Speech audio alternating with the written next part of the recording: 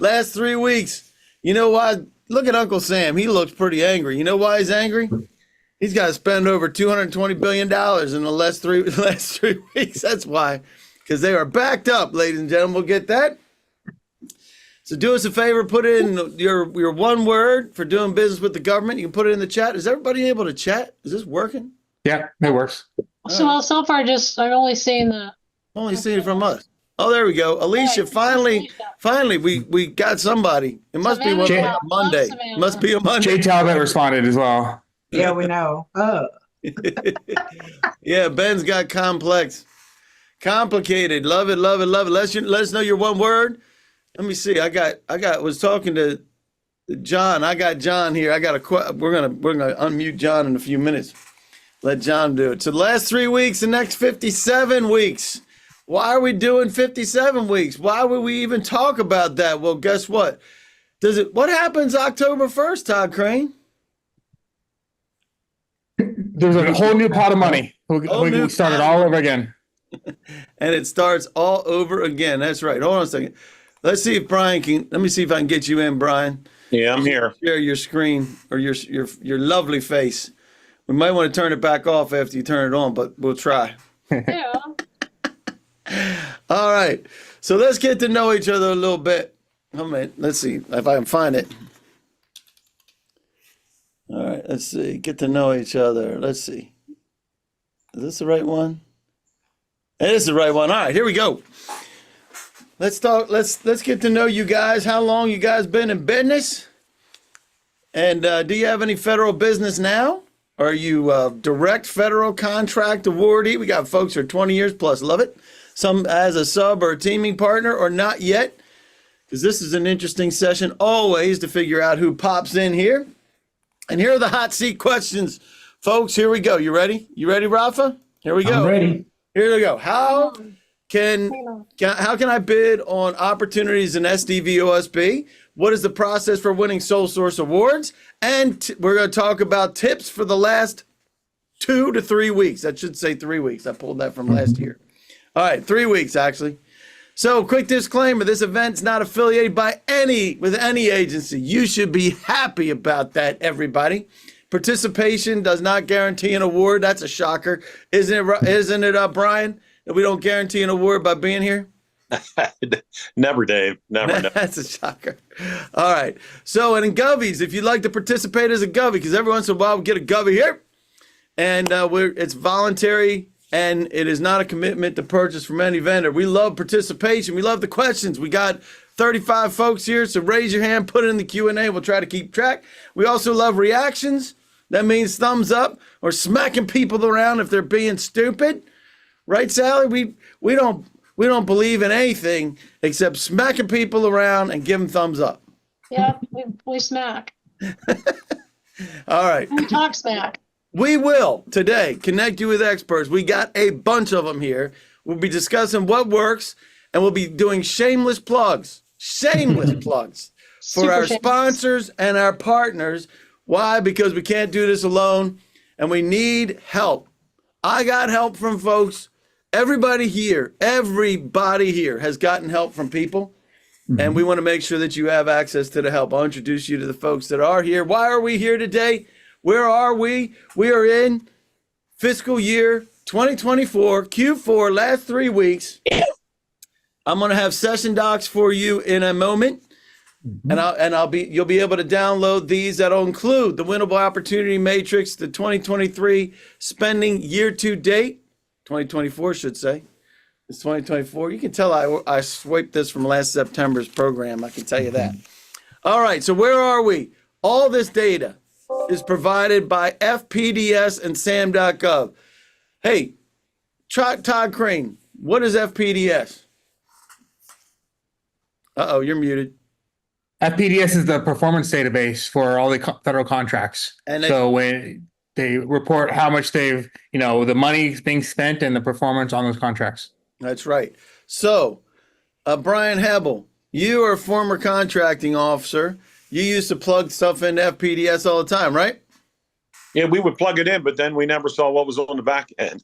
So we would plug information on every action, whether it was an admin mod or a $10,000 mod or $100 million mod, we would put it in FPDS, but then, we can never see on the back end what we put in. So this particular report, which I'm going to share with you in just a minute, let me see if I have it. Here we go. Selling to the government. Let me grab this. I'm going to put this into the chat. So everybody, do me a favor and click on that and make sure it goes to this place here, where you have your fiscal year. Confirming, it absolutely does, Dave. Everybody want to give me a thumbs up that you can get to that, everybody in the audience, because it's not about the panelists. It's the audience. Everybody give me a thumbs up that you get to that. Wait, it's not all about me? It's not, that's right. It's all about me. It's all about me. All right. So good deal. We got it. All right. Fantastic. So you got it. So the reason why we're doing this, I want to show this. Everything in this report that you see on the summary is relative to the number of offers received. Number of offers received means that the contracting officers, like Todd Crane used to be in contracting, like Brian Hebel used to be in contracting, right, Brian? You would get the number of offers. And can you, for everybody's posterity, do us a favor and tell us about the not reported, Brian Hebel? What does that mean? Say again, the not reported? Not reported. If it's not reported on FPDS, if you put it in, not report, and the number of offers received is not reported, that usually means. Oh, okay. I'm sorry, Dave. I'm still trying to get my camera on. But it certainly, if the number of offers not reported, I always think of it being as one. One. So they got one offer. One offer, right? So the reason why this is important for everybody is I'm going to show you some things. When you look at this, the number of contracts, the percentage of contracts, 80% of contracts, 60% of the dollars have what? Have what? No competition. Because there's different avenues for them to be able to purchase. When you look at this is unprecedented. It started in 2019, back in 2019, all the way from 2000, when I got involved and I saw FPDS for the first time, started churning through these numbers. Since then, it was running anywhere from 34 to 36% to 2019. Now we're at 80%. This is brand new for everybody. So the other part of this is 89% have 5 or fewer. Does everybody agree that we want to be in this group where 89% of the contracts, 93% of the dollars are shortlisted? That means that the federal buyers know who you are and they choose to invite you to bid, right, Brian? You can do that, right? That's legal by the FAR, right? Yep. So my question is, where do you want to spend your time? Do you want to spend your time here with the 89% and 93% of the dollars, or do you want to spend your time here with a ton of competition and 11% of the contracts and 7% of the dollars? So we can choose to be here, we can choose to be here. And take a look at this. This is as of the 1st of this month. Here's the delta. Hey guys, guess what? How do you like that Greek symbol? What do you think? I like it. Now we're speaking. I'm speaking in different languages. Rafael Marrero, you should be proud of me, man. Oh, I am. I'm not worthy. So this is $5.2 million, 5.2 million contracts that never show up on SAM.gov. How's that even That's possible? why part of your plan in fiscal year 2025 is to build relationships. Is there anybody here that would disagree that relationships trump everything? Everybody believe that? Thumbs up if you believe that. Because relationships, I got into this world through relationships. If it wasn't for a guy named Jim Williams, I wouldn't be talking to you right now. He was the head of GSA FAS.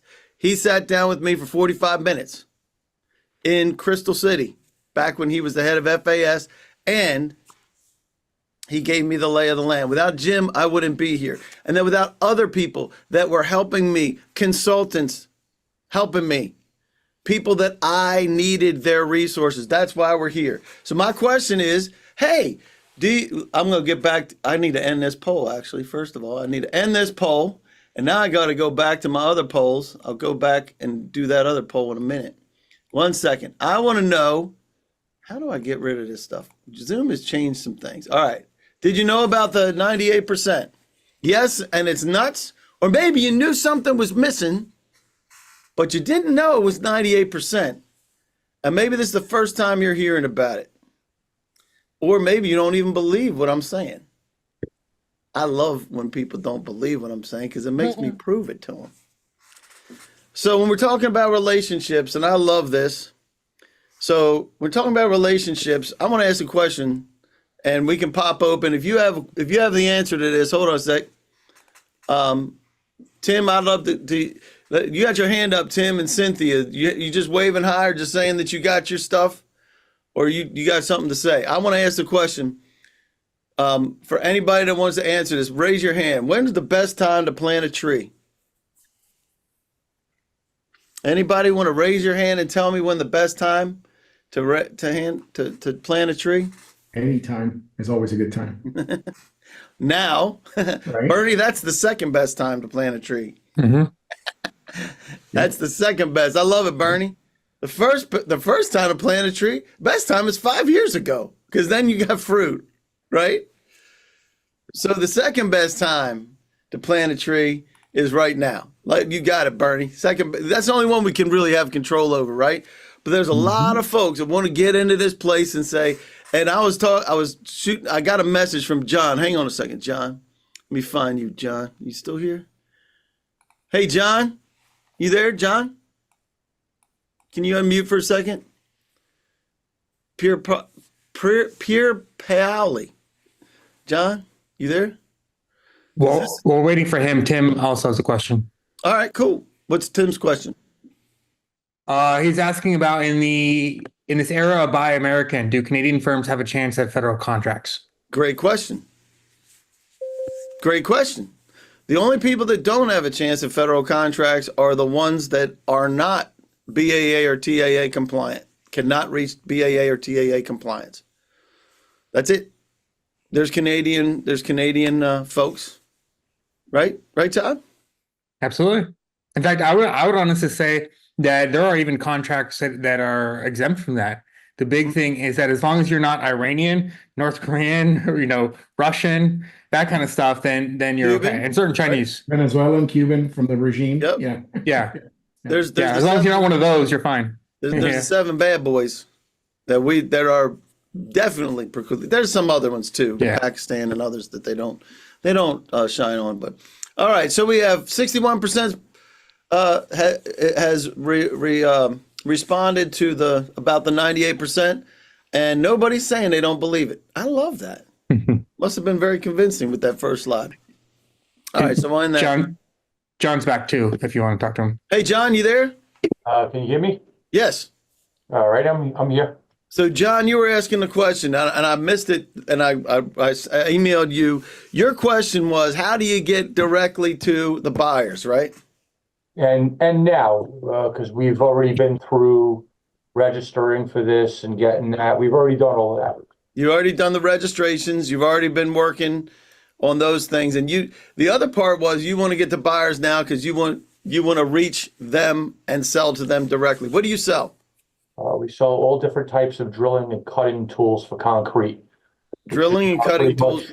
Yeah, it's pretty much used in any roadway, boat dock, airport, any place that needs drilling and cutting, which is primarily within transportation. So that's kind of niche oriented, right? Dealing with concrete, but looking at transportation. Exactly the process for being able to take a look. Now, your NAICS code and your PSC, are you familiar with PSC's product service codes? We just started learning a little bit about that. Cool. So your NAICS codes and things like that, they're generic. Everybody's got them, but they're generic. But we want to be able to do this. So the reason why I'm painting this picture for you is because everybody else is in the same spot you are, John. Is that you have to watch for opportunities, right? You have to monitor activity. And from October to August, we're spending time building relationships so that we get on the short list. That's our job. Doesn't matter what you sell. Now your short list is going to include directly to the contract folks at the government, right? You want the federal buyers to know about you. because they're buying what you sell, right? Would everybody agree that they buy what everybody? Does everybody agree that the government buys what you sell? Yes. Yes. Right? Everybody agree with Yes. that. So then what happens though in September, and this is why the now and why I wanted to unmute you, is right now you don't have time to engage and build relationships, because if you look at the winnable opportunity matrix that I put in the handouts, you can download that later, but we don't have time for that. We just have time to monitor activity, and then we let September minimize the competition by just resources, right? Because there's going to be 25,000 opportunities that will hit sam.gov between now and September 30th. Active opportunities. So we don't want to miss those, right? Right, John? You don't want to miss those. At all. And not at all. So to your point, what we want to do is we want to get that. So now another shameless plug for everybody. 1 p.m. today, I will be talking about monitoring sam.gov and how you can find things on sam.gov and winnable opportunities. You can. I got a question for you. Go ahead, John. From what I see and, put my time into this stuff, Sam's versus Dibs, because we sell products, but we also have a service, right? Yeah. Yep. So if somebody they have to drill a hole for a plumbing line, they need a core drill bit. We sell that product, but we also have the ability, if they want to sub it out and not do it in-house per se, we have crews that go out and do that. So we're finding that Sam's is more of contracts on labor and Dibs is more products. You're probably right, because what is Dibs? Anybody tell everybody what Dibs is? Dibs seems to be how the DLA does most of their purchasing. That's Yeah. correct. It's a You know defense. a little bit about that, bulletin Todd board Crane? service. This is the first time hearing about Dibs, actually. So Okay. I'm So speechless for once. Dibs Is Dibs the is defense? a place where you can go. You can register. You have to register on Dibs too, right, John? Yep, you have to, and again, so my email to you, right, was how do I do business now? How you do business? So, Everybody wants that same thing, John. well, I don't know who's on this call, so I'll keep it as nice as I can. And when you're in business for 20 years and you're in New York, which is a little bit of a different animal, our cost of doing business here is much greater. Yep. Probably the highest in the country. Okay. You have to be able to cover those costs. And when you have that type of outlay, you find out that you're essentially competing with somebody that's working out of their home. It's a very hard piece to fill, right? Yep. So we do it through service, we do it through superior products, and that's how we kind of do what we do. And for the most of the time, you're going to be investing some time in building those relationships. They got to know who you are. They need to know, right? Then they need to know that you have the ability to deliver, right? Building that Correct. trust to solve the problems and influencing the process so you can actually get spec'd in. Your products could get spec'd in, which is getting your fingerprints on the scope of work. Correct. So Right. that's something we just recently learned about having our brand submitted as an alternate, but we're just trying to get our foot in the door. Yep. And on the service side, a lot of these old military bases, most people wouldn't have the know-how on how to drill those 5 or 6 foot foundation walls, and that's where we would be of service there. Yep. So So we're- you're like, John, you're like everybody else, right? You have products, you have services, you have your offering, and what we're going to be talking about today is what you can do now. And I want to help you focus on October through August, and I want to point you towards Sam Radar. Yes, that's a selfish, absolutely 100%. Well, no, it's not a selfish plug. It's a selfish plug because I developed Sam Radar. But it's necessary for you to be able to monitor, engage people, because if you don't have a path to engage and get to the buyers, you're never going to win. So yeah, Right. you said a key thing with being shortlisted, right? Yep. So that's I guess that's the best way to go, because the people who would need what we do, they really need to know what we do. That's right. See, Yeah. right? It's very hard to sell to someone who doesn't know what they want, right? And when was the last time you bought from somebody you didn't trust? Never. Never.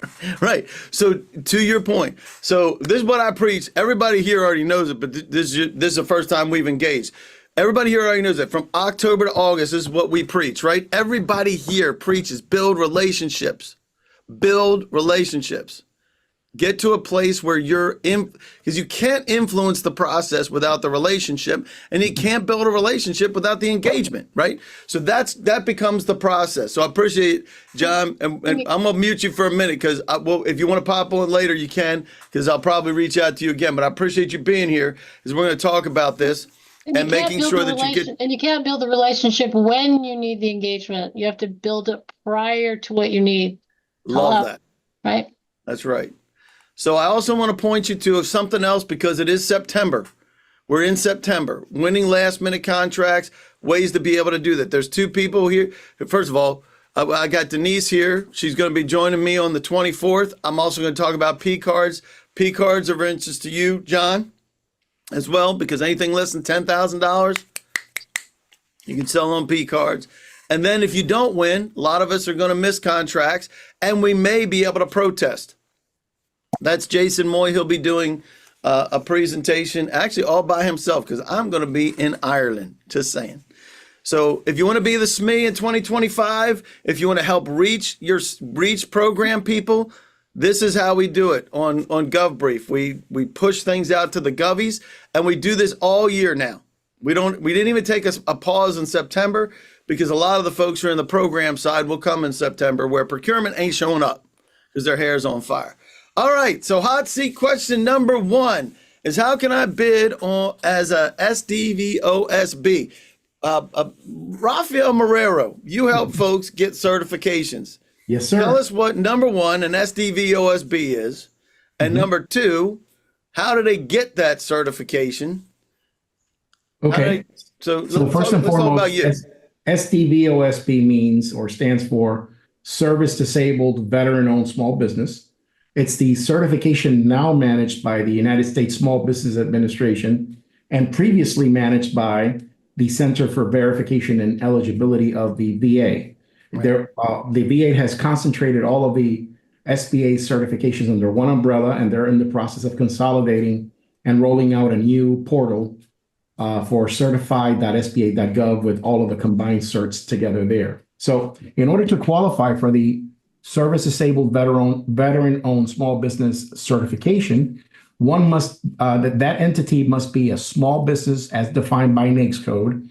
Number 2, the primary owner, 51% owner, and person responsible for the day-to-day operations must have completed the minimum requirement of service, active duty military service. So sometimes when you're in the reserves, you don't necessarily qualify for this. And you must have been honorably discharged from the armed forces, okay? And you must also have a service-connected disability that the VA has given you of at least 10% or more. And you can then apply for the credential that would enable you as a company owner. And of course, you're in charge of the day-to-day operations of the firm and can justify your involvement. You're not just an absentee owner with a picture frame up on the wall. You're actually involved in the day-to-day operations and make the final decisions and write the checks, do the hiring and firing and all that good stuff. And they're going to verify that. So if you meet those conditions and other criteria for success that the government now has set forth in the SBA program, then you qualify for this credential called the Service Disabled Veteran-Owned Small Business Certification, which now qualifies your firm to compete for up to 5% of all set-asides. It was 3% before, now it's 5% in the federal government. And that's the program that we can help you get certified and participate in through the SBA program. So that's why I reached out to you first, because number 1, you have to have the certification.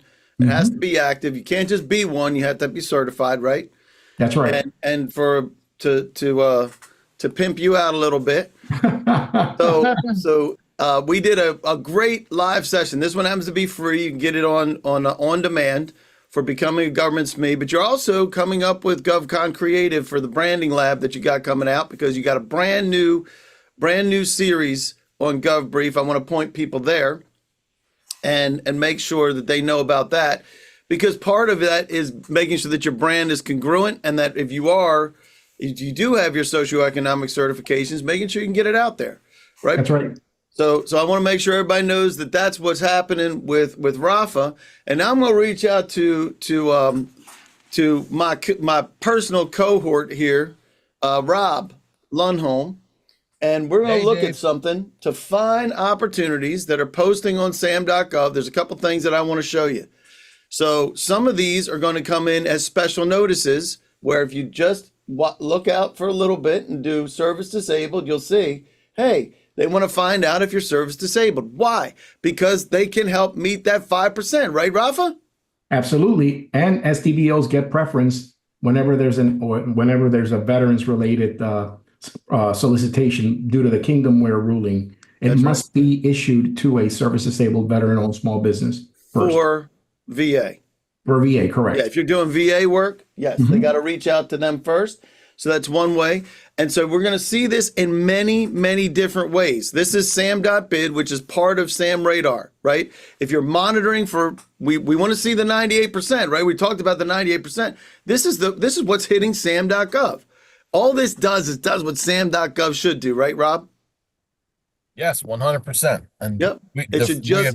We've entirely flipped the script for September, and we're seeing sources sought notices. We're seeing these really wonky looking RFQs and RFPs that have information missing, that are forcing people to reach out and so the contracting officer can do direct awards. There's some crazy stuff happening. Love it. So we'll see. We saw a special notice. We saw a pre-solicitation. Me likes pre-solicitations and RFIs, right? Right? That's what we like. You want to be there. You want to be there, and you want to be at sources sought too. So here's a pre-solicitation for a set-aside, right? Now notice that, well, this came out yesterday with it was due yesterday. It was due yesterday.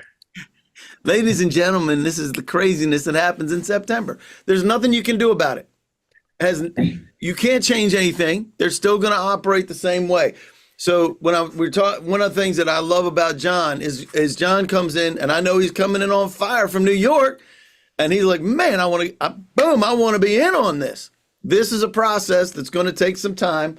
So you're going to have to manage that. That's one of the things, John, you're going to have to manage. I had to manage it. I wanted 30, 60, 90. I wanted to be in. I want to be moving.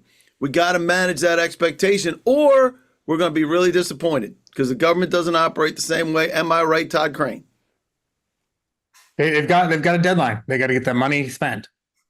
And we want to spend it. And they're going to do it. They're going to do it. All right. So here we have another one that's just total small business, which can include service disabled, right? Here's another one for sources sought. You're going to see things popping up that you're going to want to respond to. So the question that we had was, hey, how do I find number one, find the opportunities for service disabled? If you are service disabled or any other socioeconomic category, right, Rob? You can set that up in your system to monitor just for that, or set up a very special search to just watch for those, right? You can set up multiple searches in SAM Radar, right? Up to five different searches, 50 NAICS codes, 50 PSC codes, 50 sets of keywords. You want to receive a lot of information and test the limits of SAM Radar, enter 50 NAICS codes, and learn what it's like to receive 1,000 emails in an hour. Yep. And one thing I can tell you is we can send out emails. Oh, yeah. Dr. Ricky Galloway has a question. All right, go ahead. I said, when they have such an immediate turnaround, is it because they already have a firm in mind but need to make it solicitations public, correct? Sounds pretty much. Right. Yeah. Hey, Dr. Hey, Ricky Galloway. I can answer that. Hey, may be that way, right? Yeah. So, I mean, yeah, if it sounds like they have very, very specific criteria, Dr. Galloway, hi Ricky. If it sounds like they have very specific criteria and they're looking to close on this opportunity right away, they might have already been working with someone, and they've done their sources sought and they're just checking off the boxes. So as ugly as that sounds, that's reality. Yep, it is absolutely, positively reality. I would put forth one caveat here, and that is because we're so close. Sometimes that's just the nature of the beast. Maybe they don't actually have somebody; they just don't have a lot of time, and that's just the nature of being, 21 days out. And guess what? One of the cool things about that, by the way, and this kind of dovetails into some of the other tips for later, but what you just said, Todd, is everybody is resource limited. Nobody's got unlimited money. Nobody's got unlimited employees just waiting for something to come from the government. We're not there. Just like you, John, we're not in a place where we just have people just sitting around doing nothing, waiting for stuff to come, right? And the same thing happens. So they may, even if they wrote the RFP, they could miss it. Did you know that? They could miss it if they're not paying attention. It has happened. It has happened to me in the past. Now I made corrections so I don't have that problem anymore. But if you want to make sure that you're paying attention. Or they're missing something, Dave, they're missing something that you have. And all of a sudden you've opened the eyes of the buyer. And you what? You've opened the eyes of the buyer. They may be missing something. That company, that one firm, they're like, oh, you could do that too? Yeah. So you never know. So you definitely want to get to that answer of whether or not you can respond as quickly as possible, right? Right. That's it. And that, as a shameless plug, I will say, is what we're going to be talking about on September 24th. That's right. How you like man, I'm on point today. Or some point. And Dave, there's another question in from Joshua. It says the SPRS needs a score. Are you saying they don't? He was asking a question. All right. That's something I was talking with him directly on. So why are you talking about that, Todd? Because you happen to be an expert in CMMC. I am. And yeah, so there was, so I'm trying to tackle some of the questions in chat. But Josh asked about, let me go back to the beginning of this. What about the CMMC score? Will Project Spectrum send me this score after we complete the cyber readiness check? And basically, I was saying is that CMMC is not score based; it's a go no go kind of operation. However, with the this new, I'm going to question my question. This SPRS is not necessarily tied to CMMC. It's more artifact of 800-171 and kind of a holdover. We don't know if it's going to stick around once we completely migrate over to CMMC. Who knows? But yeah, it's that's the reason why CMMC was implemented, or one of the reasons why is to make it, there's no gray area. It's you're either qualified or you're not. So, ladies and gentlemen, if you are in the defense industrial base, DIB, right? All that gibberish you just heard, if everybody else heard gibberish, but you heard CMMC, and your ears perked up, all that gibberish is part of your world. John, guess what? This is also part of your world now, because you're doing work DLA, DIBS, and that you're gonna need to know what you're responsible for in order to see certain things. If you're gonna do core drilling in a building, you're gonna need to know about CMMC. Your head is going to hurt, John.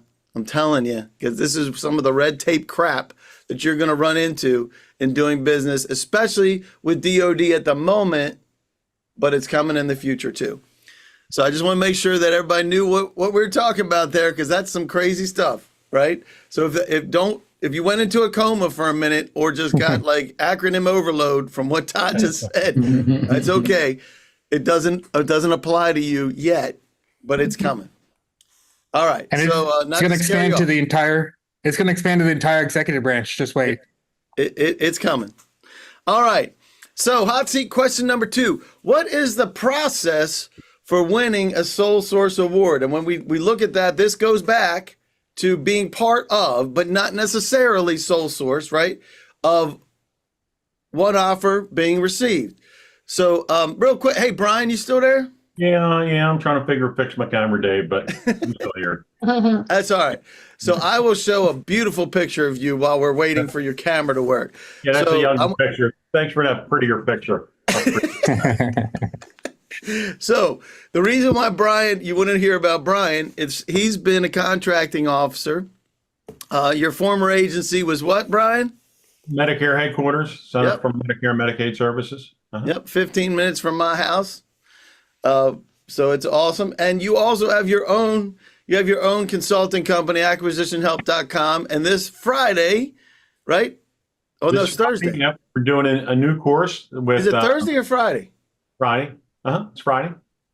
Well, that's not right. Yeah, that's just all. When we changed it, we moved the date back a day. Oh, you moved the date back a day. Okay. Yeah. So it used to we're be going to talk Thursday. about Susan Sales and all the confusion that goes along with them, and how you need to submit a proposal on a Sue versus Sal.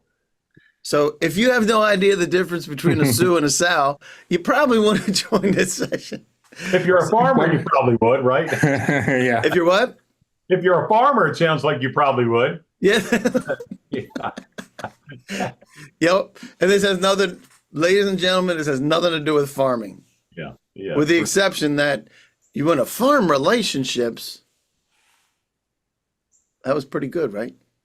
Hmm. You want to You can build do those better. relationships, plant those seeds for relationships and grow relationships so Beautiful. that you can get your fingerprints on the Sue or the Sal. That wasn't bad, right, Brian?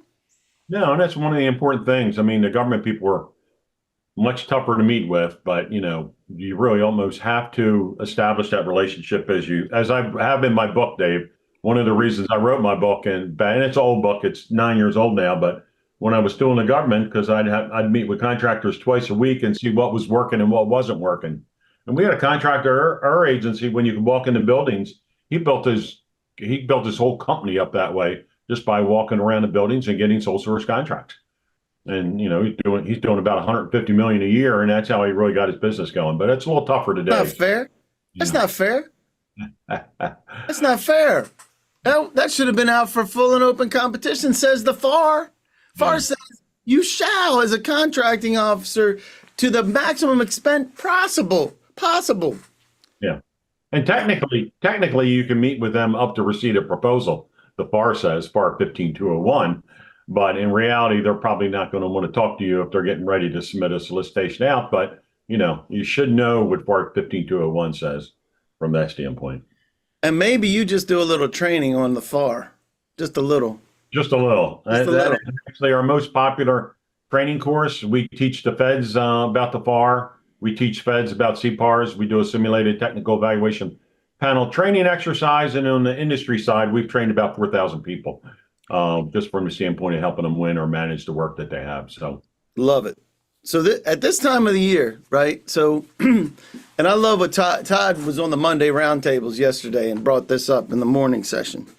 So, by the way, Monday roundtables are included in Sam Radar. Little plug there. But when we talk about this, and like Brian said, you can't engage the program side of the house.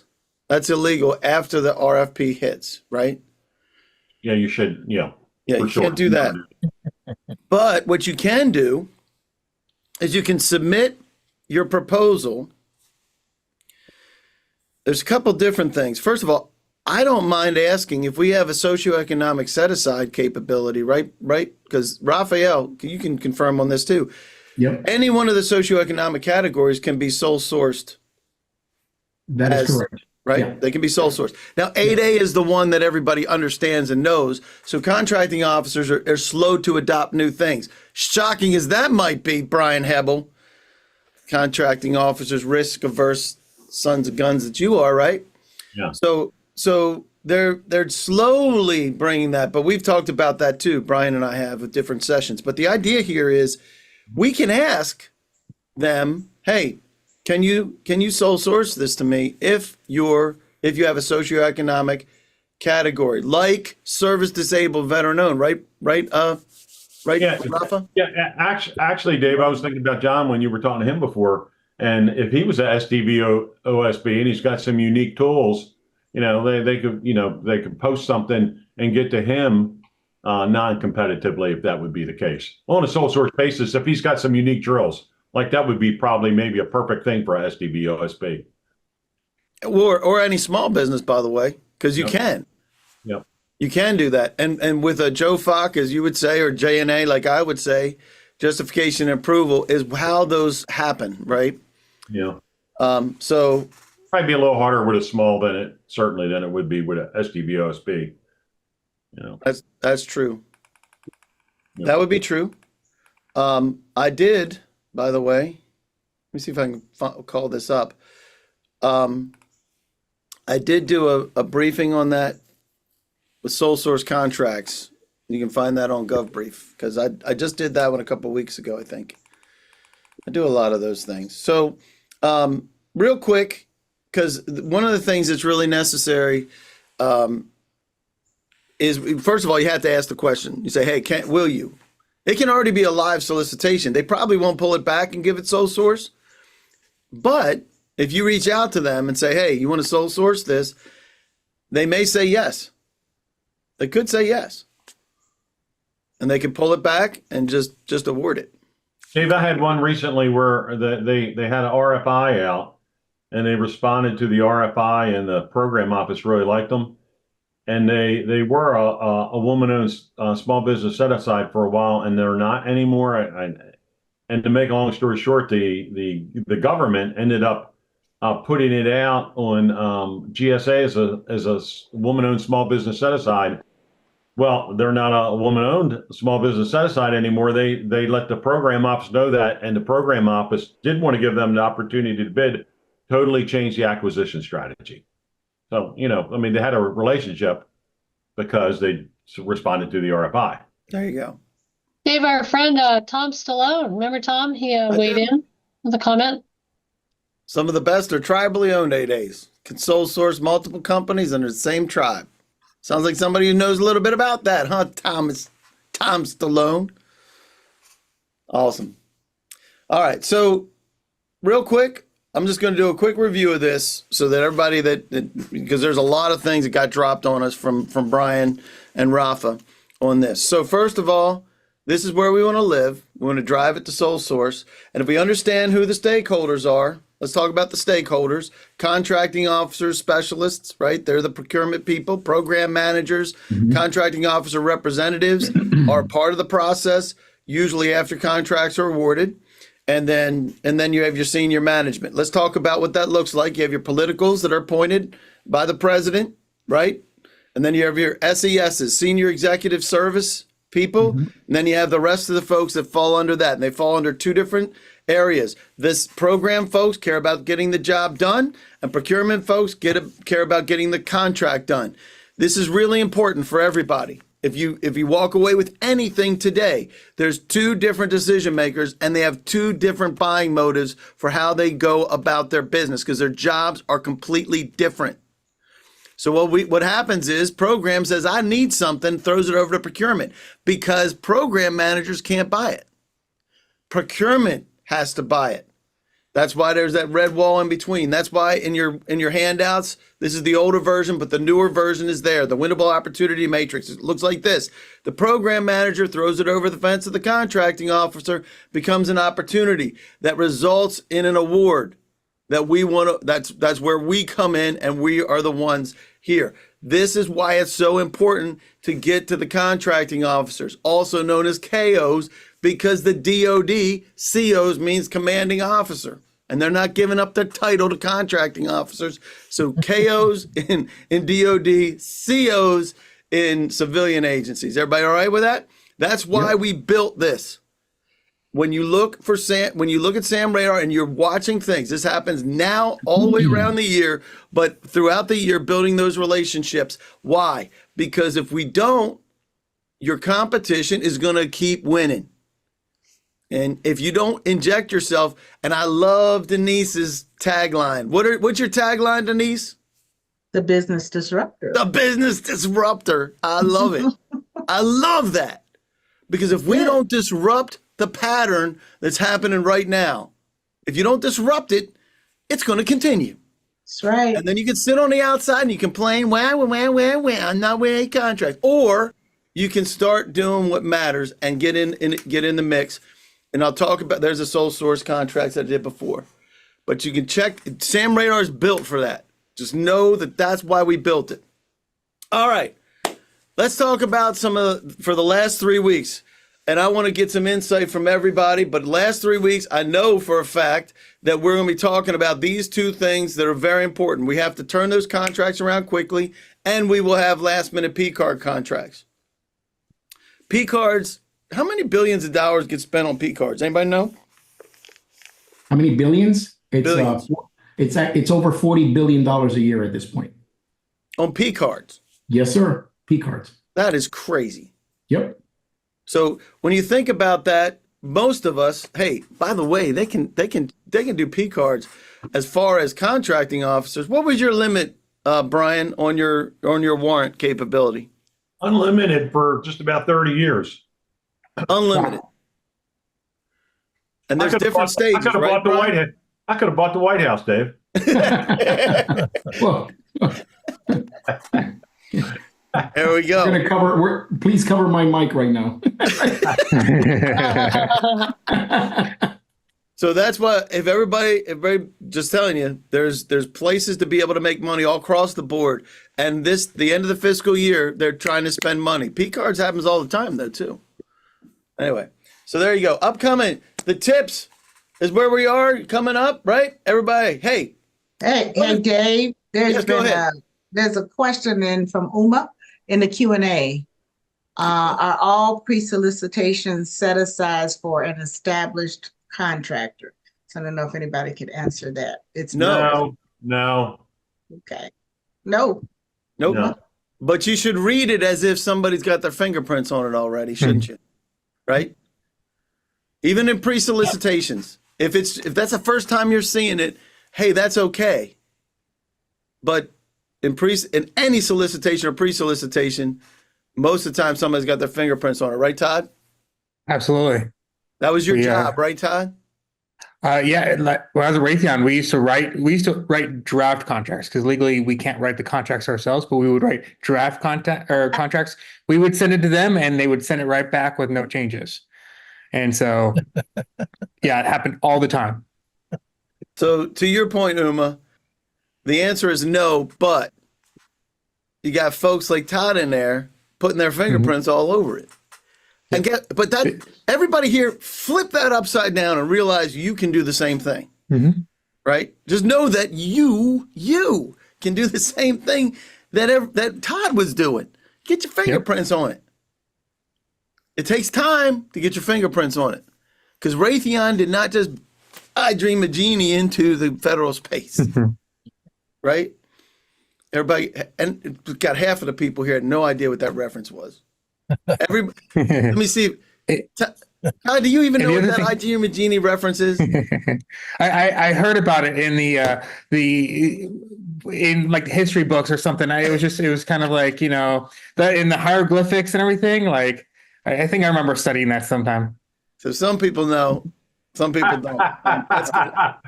Oh, that's pretty funny. Right. So I do want to get to other questions if you've got any, but first things first, get ready. Organize your team.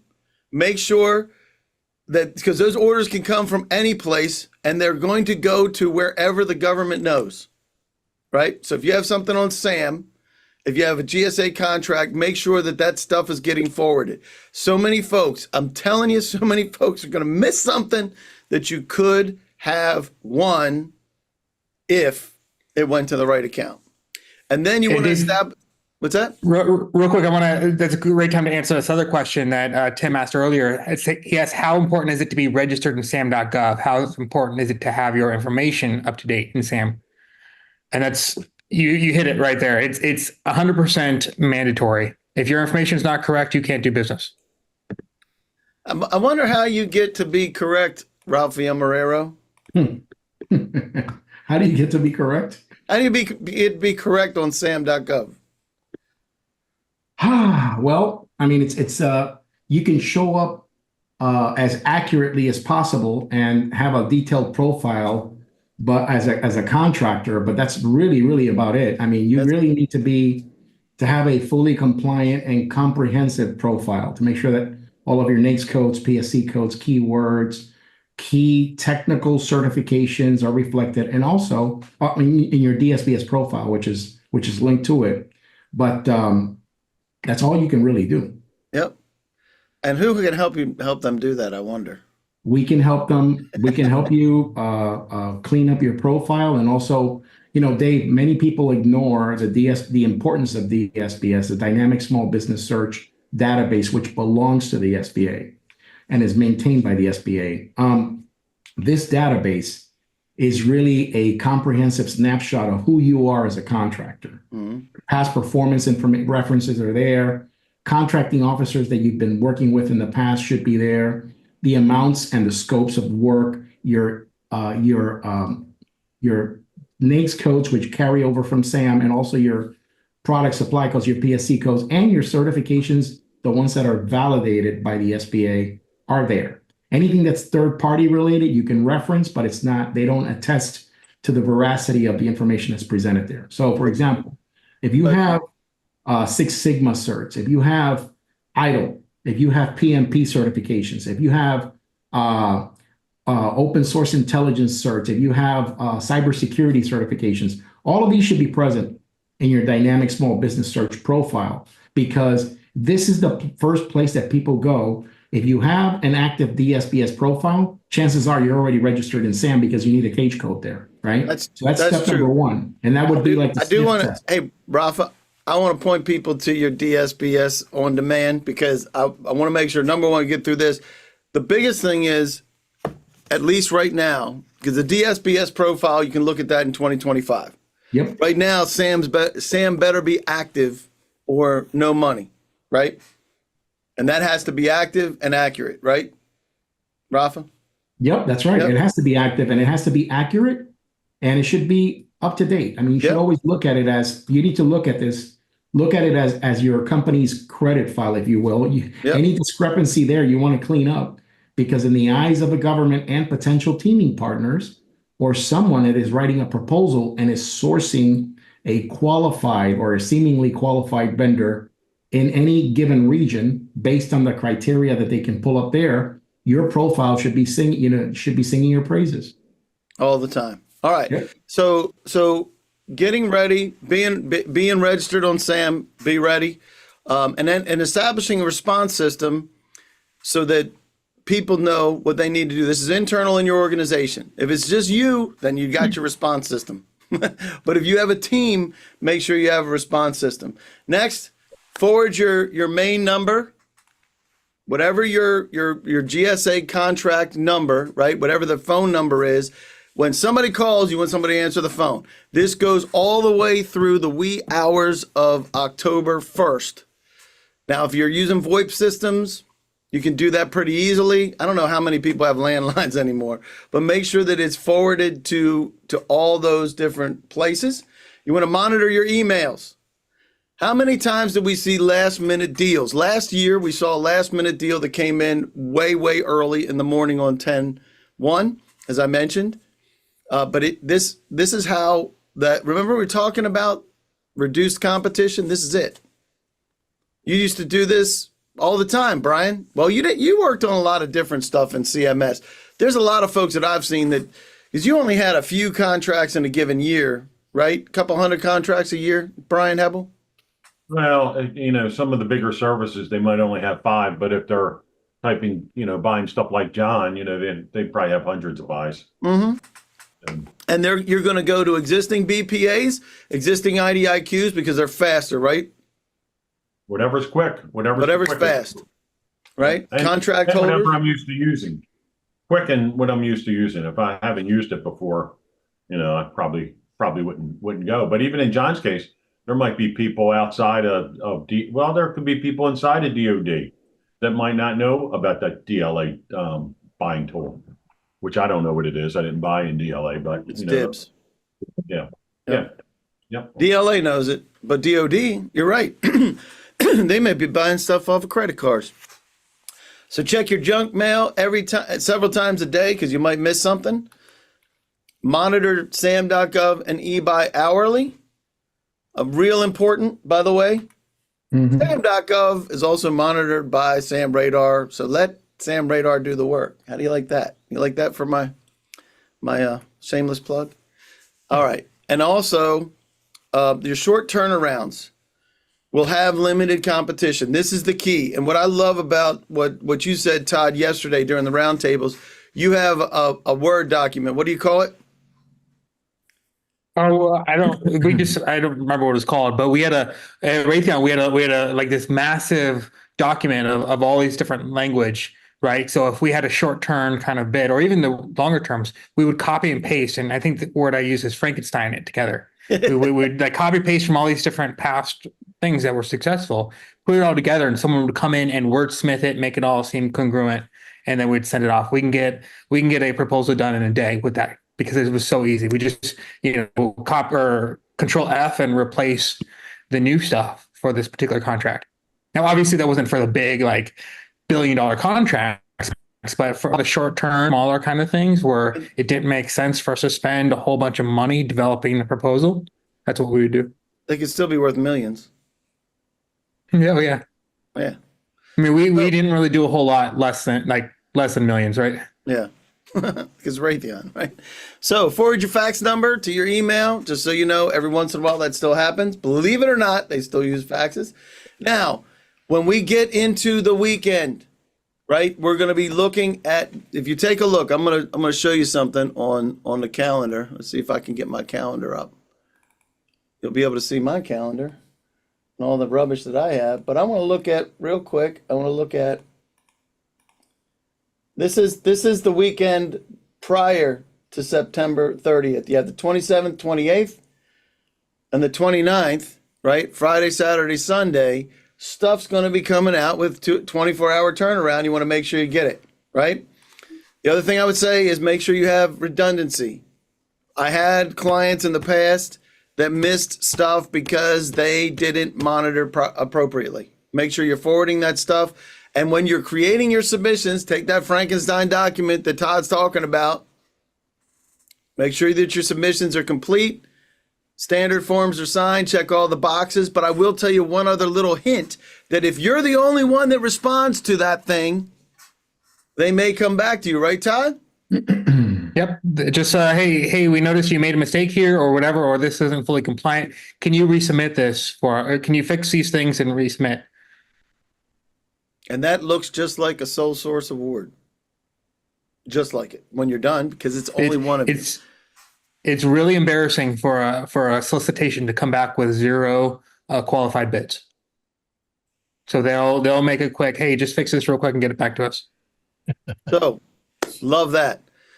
So we had contracts last year, the Monday Roundtable. Somebody came in, Sam Radar user, had an opportunity. They won that contract signed at 4:26 a.m.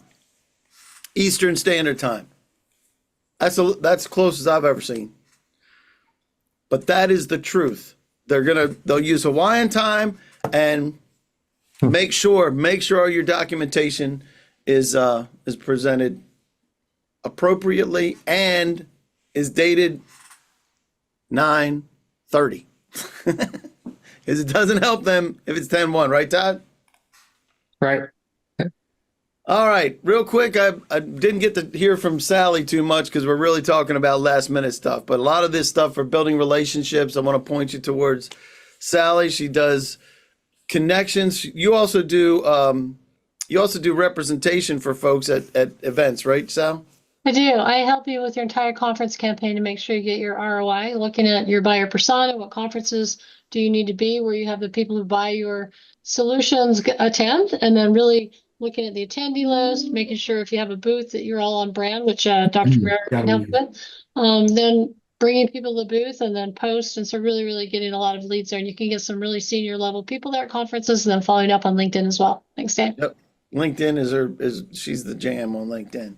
Yep. So Rafa, you going to join me today at 1 again? Or are you busy? Rafa already gone. I guess he's not. All right. Rafael Marrero also join me today at 1 p.m. Hold on a second. I have a whole bunch of stuff here. I was going to get everybody here. Here we go. Todd Crane, appreciate you joining us. This is Todd Crane's first time on this session, but we've done GovBrief before. Appreciate you, ma'am. Always questions about CMMC. If that's in your vocabulary, talk to Todd. And if you want to know about for-profit grants, this was brand new to me. I love, love, love what this lady talks about. And she's an RFP writer, and that is her strength and my 100% weakness. So if you need some help with that, please join us on the 24th and October 16th.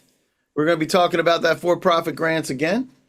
We didn't have Peter Timbus here today. He was COVIDized, I think. So Yeah, he is. So pray for Peter. That is a mild case of COVID for him, but he helps with funding federal contracts. Once you win a contract and you have to fund it, that's your guy. Banks don't understand federal contracts. This guy does. So make sure you check that out. Always love having Brian Hebel on the call. I love, especially when his camera doesn't work. You got that right, Dave. So we're working on some stuff that's going to be coming out in the next month with CPARs, right, Brian? Yeah, we got a great CPARS product coming out that will really help industry get higher ratings. So we're been working on it for 2 years, Dave, together. Yes, we have. It's been a journey for sure. And Friday is the Sioux versus the Sow with Maria Durham, right? Maria's joining you, right? Yep, Maria's an expert in that area and insider for that matter. She's an insider. And I can say this, Brian won't say it. She's a current insider. Insider.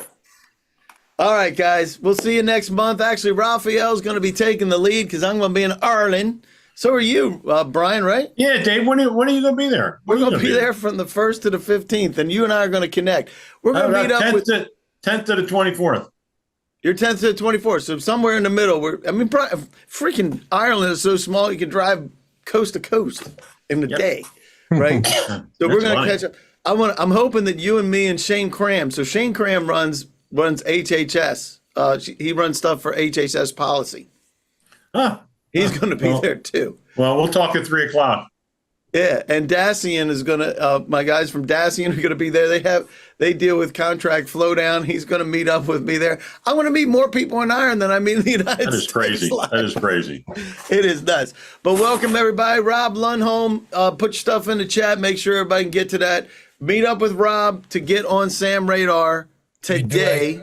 We do a free live interactive Sam Radar demonstration every single day at 2:00, every single weekday. Sorry, I did post the sign up link in the chat. It's free, it's fun, and always good information. So join us today if you can, or any other weekday. Love to meet you, learn about your company.